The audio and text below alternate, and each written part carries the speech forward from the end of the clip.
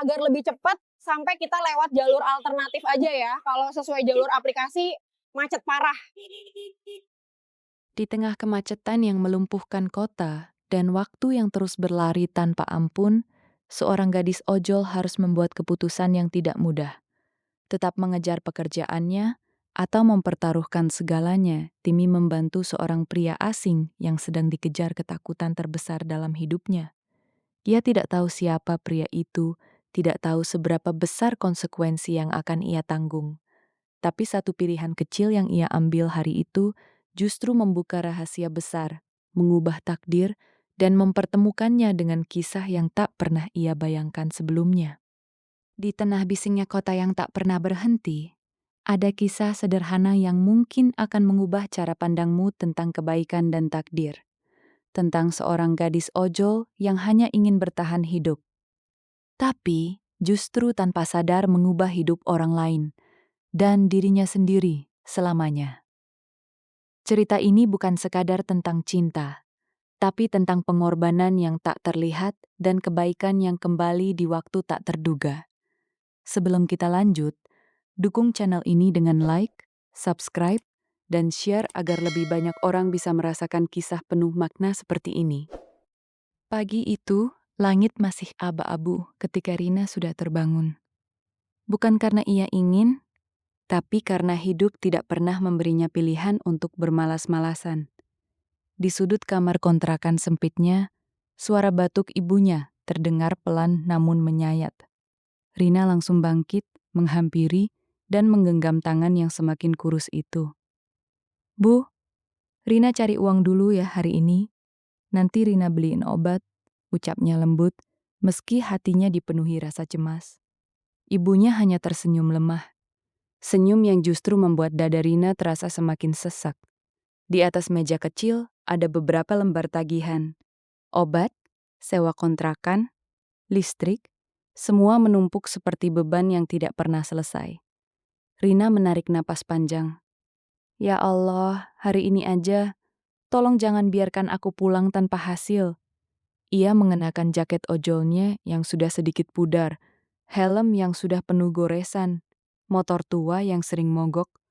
Semua itu bukan pilihan, tapi satu-satunya yang ia punya. Saat keluar rumah, panas matahari belum terlalu terasa. Tapi Rina tahu, beberapa jam lagi, jalanan akan berubah menjadi lautan kendaraan yang penuh tekanan. Order pertama sepi, kedua tidak ada, ketiga masih nihil. Jam terus berjalan, perutnya mulai lapar, tapi ia menahannya. Uang yang ia punya bahkan belum cukup untuk membeli obat ibunya hari ini. Di lampu merah, Rina menunduk. Matanya mulai berkaca-kaca. "Kenapa selalu sesulit ini?" Besiknya lirih. Di sekelilingnya, orang-orang tampak sibuk dengan hidup mereka masing-masing. Mobil-mobil mewah melintas. Tawa terdengar dari balik kaca tertutup. Sementara dia berjuang hanya untuk bertahan satu hari lagi. Tiba-tiba, ting! Notifikasi masuk. Orderan baru. Rina langsung tersentak. Tangannya sedikit gemetar saat membuka aplikasi. Lokasi penjemputan tidak terlalu jauh, nama penumpang Ardi. Tanpa pikir panjang, Rina menyalakan motornya.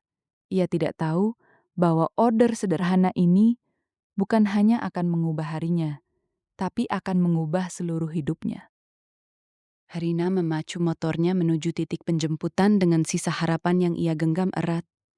Jalanan mulai ramai, suara klakson bersahutan, dan panas mulai merayap di aspal. Tapi pikirannya hanya satu, order ini harus berhasil. Sesampainya di lokasi, ia melihat seorang pria berdiri di pinggir jalan. Jasnya rapi, sepatunya mengilap, tapi wajahnya tidak setenang penampilannya. Matanya kosong, tapi sekaligus penuh beban. "Dengan Rina ya?" tanyanya singkat. Rina mengangguk. "Iya mas, silahkan." Pria itu naik tanpa banyak bicara. Tidak seperti penumpang lain yang biasanya sibuk dengan ponsel atau berbasa-basi. Ia hanya diam, menatap lurus ke depan. Perjalanan dimulai. Beberapa menit pertama terasa biasa. Angin menerpa wajah, suara kendaraan mengiringi. Tapi perlahan, Rina mulai merasa ada sesuatu yang tidak beres.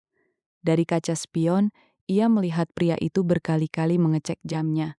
Tangannya gelisah, kakinya bergerak tidak tenang, dan yang paling terlihat, napasnya tidak teratur. Rina ragu untuk bertanya, tapi nalurinya sebagai manusia tidak bisa diam. "Mas, lagi buru-buru ya?" ucapnya hati-hati. Tidak ada jawaban, hanya sunyi. Rina hampir mengurungkan niatnya, sampai tiba-tiba suara klakson panjang terdengar. Kendaraan di depan mereka berhenti total. Macet. Bukan macet biasa, tapi macet panjang yang seolah tidak bergerak sama sekali. Rina mengerem perlahan. Matanya menatap deretan kendaraan yang tak berujung. "Ya Allah," gumamnya pelan. Di belakang, pria itu tiba-tiba hanya menunduk, tangannya mencengkeram erat tas yang ia bawa. Napasnya semakin cepat. "Mas?" Rina menoleh sedikit, suaranya penuh kekhawatiran. Beberapa detik berlalu, lalu akhirnya pria itu bicara. Suaranya berat, tertahan, seperti menahan sesuatu yang hampir pecah. "Ayah saya di rumah sakit." Rina terdiam. Ia tidak menyangka jawaban itu. Pria itu melanjutkan, suaranya mulai bergetar. "Dokter bilang, mungkin ini kesempatan terakhir saya ketemu dia." Kalimat itu menggantung di udara, seolah dunia ikut berhenti bersama kemacetan itu. Rina menelan ludah. Dadanya tiba-tiba terasa sesek. Ada sesuatu dalam kata-kata itu yang begitu familiar, begitu menyakitkan. Ia teringat malam ketika ia hampir kehilangan ibunya, saat ia terlambat membawa obat. Penyesalan itu masih ada sampai sekarang. Rina menggenggam stang motornya lebih erat, matanya menatap ke depan, ke jalan yang buntu.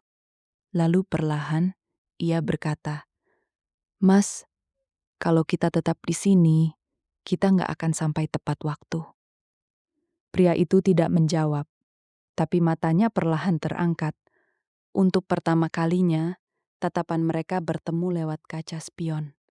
Dan di sana, Rina melihat sesuatu yang tidak bisa disembunyikan. Ketakutan. Ketakutan kehilangan seseorang tanpa sempat mengucapkan selamat tinggal. Sunyi kembali menyelimuti. Tapi kali ini, sunyi itu bukan kosong, melainkan penuh dengan keputusan yang belum diucapkan. Dan tanpa mereka sadari, beberapa detik ke depan akan menjadi titik awal dari sesuatu yang jauh lebih besar daripada sekadar perjalanan biasa. Rina menatap lurus ke depan. Deretan kendaraan seperti tembok tak berujung. Klakson bersahutan, panas memantul dari aspal, dan waktu terasa berjalan jauh lebih cepat dari biasanya. Di kaca spion, ia melihat wajah Ardi, pucat, tegang, matanya kosong, tapi penuh ketakutan. Rina menelan ludah. Dalam hatinya, dua suara saling bertabrakan.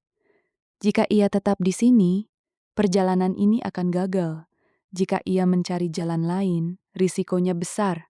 Bisa tersesat, bisa terlambat, bahkan bisa kehilangan order berikutnya yang sangat ia butuhkan. Tapi, ada satu hal yang ia tahu pasti. Ia tidak ingin orang ini merasakan penyesalan seperti yang pernah ia rasakan. Rina menarik napas dalam-dalam, lalu tanpa banyak bicara, ia memutar setang motornya. Keluar dari jalur utama, masuk ke sebuah gang sempit yang bahkan nyaris tidak terlihat oleh pengendara lain. "Mas, kita coba jalan lain. Pegang yang kuat ya," ucapnya tegas. Ardi sedikit terkejut, tapi tidak menolak. Motor itu melaju pelan. Gang semakin sempit, jalanan rusak, beberapa titik bahkan penuh lumpur dan batu. Rina mulai kesulitan menjaga keseimbangan, sampai akhirnya motor itu tidak bisa lagi melaju. Rina berhenti, menatap jalan di depannya yang terlalu sempit dan menanjak. Sunyi sejenak. Lalu, ia turun. Tanpa berkata apa-apa, ia mulai mendorong motornya. Langkah demi langkah, napasnya mulai berat, tangannya bergetar, keringat mengalir di pelipisnya. Ardi terdiam di atas motor, matanya tidak lepas dari Rina. Seorang gadis dengan hidup yang jelas tidak mudah. Tapi saat ini, justru berjuang mati-matian untuk seseorang yang bahkan baru ia kenal beberapa menit. Mas, Rina berkata sambil terengah, kita pasti sampai. Saya nggak akan berhenti di sini. Suara itu sederhana, tapi ada sesuatu di dalamnya. Ketulusan yang tidak dibuat-buat, keberanian yang lahir dari luka masa lalu, dan tekad yang tidak bisa dibeli dengan uang. Langkah Rina semakin berat, kakinya mulai gemetar. Tapi ia tidak berhenti, tidak sekalipun. Di titik itu, sesuatu dalam diri Ardi runtuh. Selama ini, hidupnya dikelilingi orang-orang yang datang karena kepentingan. Semua terlihat peduli, tapi selalu ada alasan di baliknya. Namun hari ini, untuk pertama kalinya, ada seseorang yang memilih bertahan, tanpa meminta imbalan, tanpa tahu siapa dirinya, hanya karena ia tidak ingin orang lain menyesal. Ardi menunduk, dadanya terasa sesak. Bukan karena takut kehilangan ayahnya, tapi karena tersentuh oleh sesuatu yang belum pernah ia rasakan sebelumnya.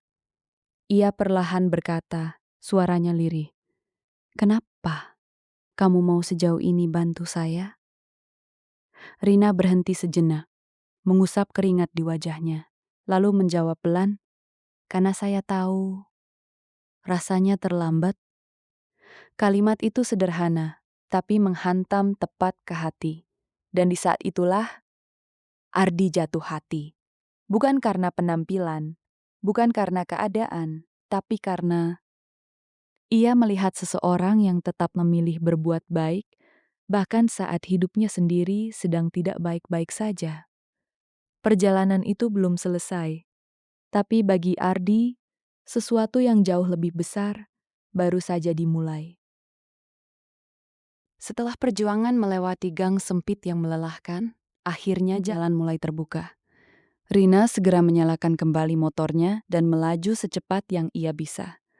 Angin terasa lebih kencang, detak jantung semakin cepat. Di belakang, Ardi menggenggam erat jok motor. Matanya tidak lepas dari jalan di depan, seolah setiap detik yang lewat adalah pertaruhan. Sedikit lagi, Mas, kita hampir sampai, ucap Rina berusaha menenangkan meski napasnya sendiri belum stabil.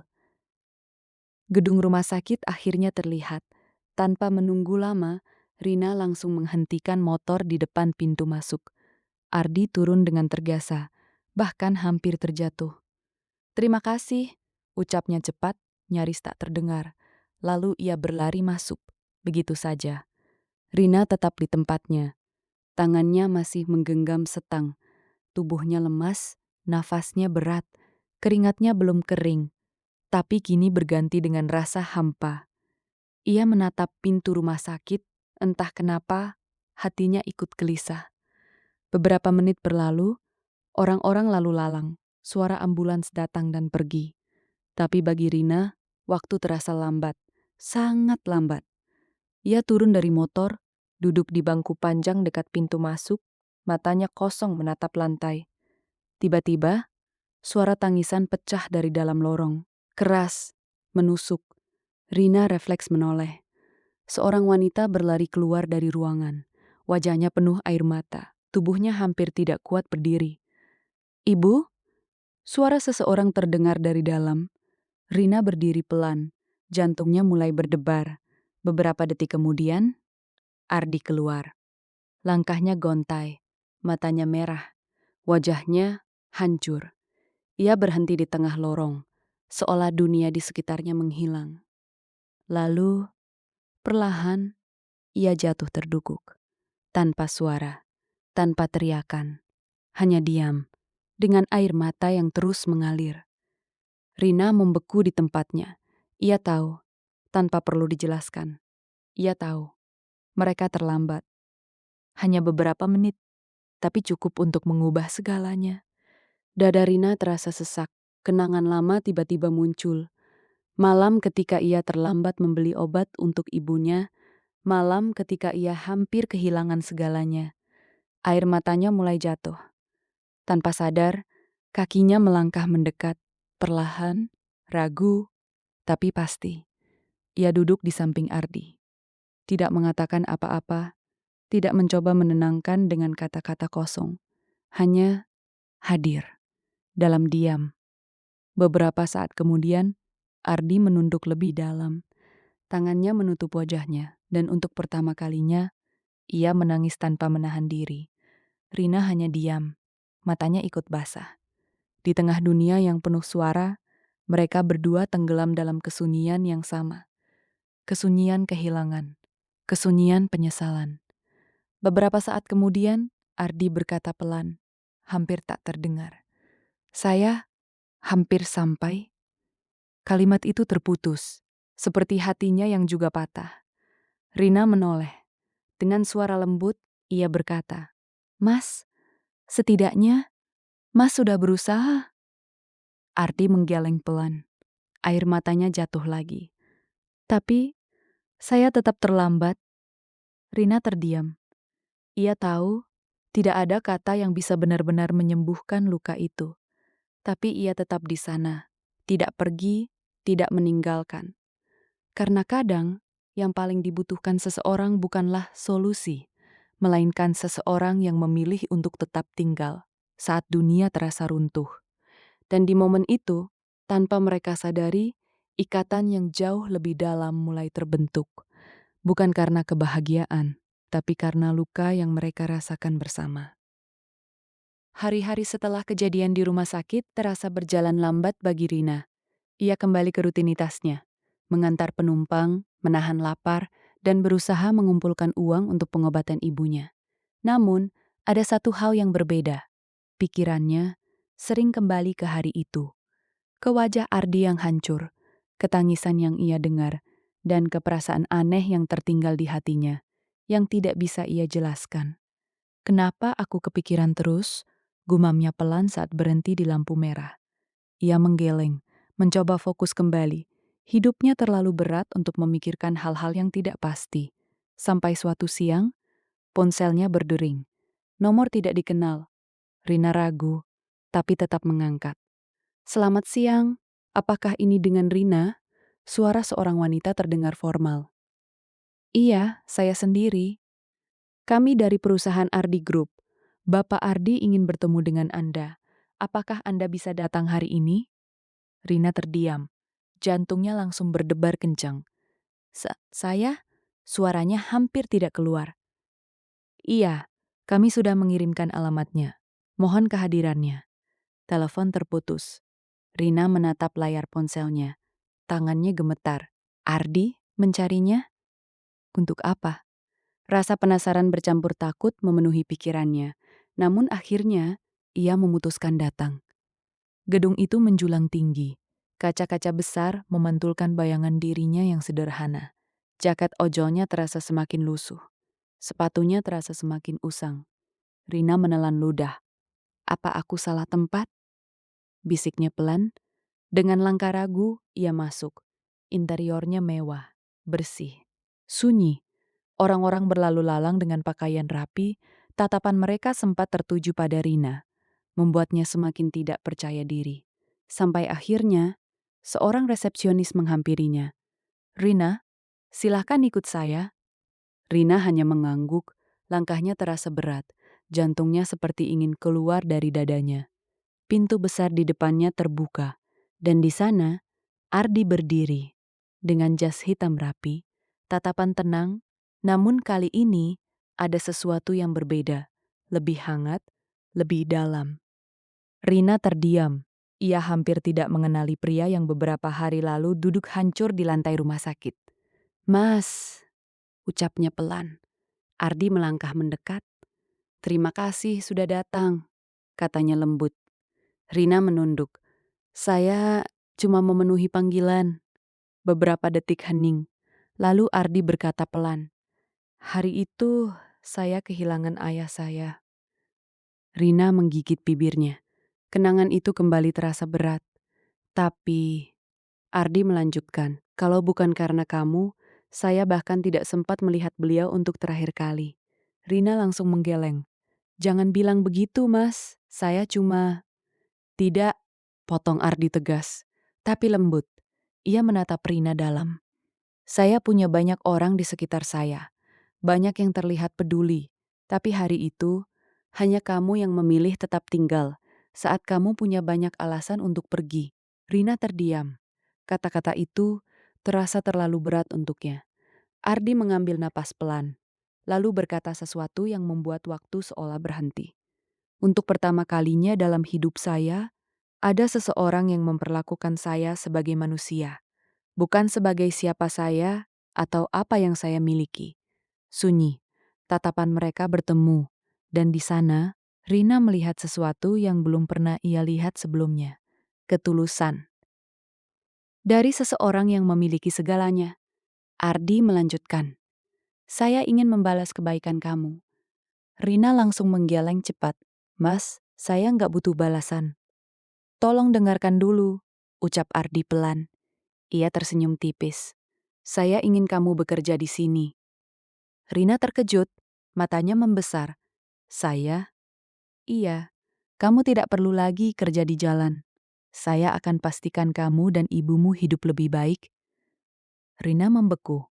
Tawaran itu terlalu besar, terlalu jauh dari dunia yang ia kenal. Namun di balik semua itu, ada sesuatu yang lebih membuatnya gelisah. Tatapan Ardi, cara ia berbicara, cara ia melihatnya, bukan sekadar rasa terima kasih, tapi sesuatu yang lebih dalam, lebih personal. Rina menunduk. Hatinya bergetar. Ia tahu, jika ia menerima ini, hidupnya akan berubah selamanya. Tapi ia juga takut bahwa dunia mereka terlalu berbeda untuk disatukan. Dan tanpa ia sadari, keputusan yang akan ia ambil akan membuka kebenaran yang jauh lebih besar dari yang ia bayangkan. Rina berdiri terpaku di tengah ruangan mewah itu. Tawaran Ardi masih terngiang di kepalanya. Pekerjaan tetap, kehidupan yang lebih layak, masa depan yang selama ini hanya bisa ia bayangkan. Tapi justru itu yang membuatnya ragu. Ia menunduk.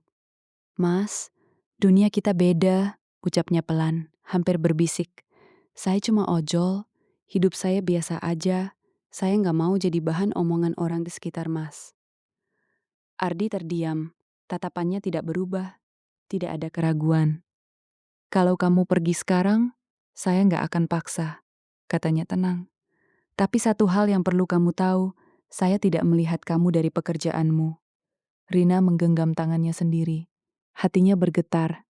Ia ingin percaya, tapi hidup terlalu sering mengajarkannya untuk tidak berharap terlalu tinggi. Ia berbalik perlahan, satu langkah lagi, dan ia akan keluar dari ruangan itu, keluar dari kemungkinan hidup yang berbeda. Tiba-tiba, Rina, suara itu membuat langkahnya terhenti. Pelan, sangat pelan, ia menoleh. Seorang wanita tua berdiri di ambang pintu. Wajahnya tidak asing, tubuhnya sedikit membungkuk. Tapi sorot matanya hangat. Rina membeku. Ibu? Suaranya gemetar. Wanita itu tersenyum. Air matanya langsung jatuh. Iya, nak.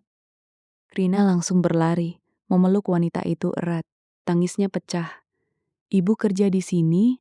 Tanyanya terbata. Wanita itu mengangguk pelan. Ibu sudah lama jadi perawat pribadi keluarga ini. Rina terdiam.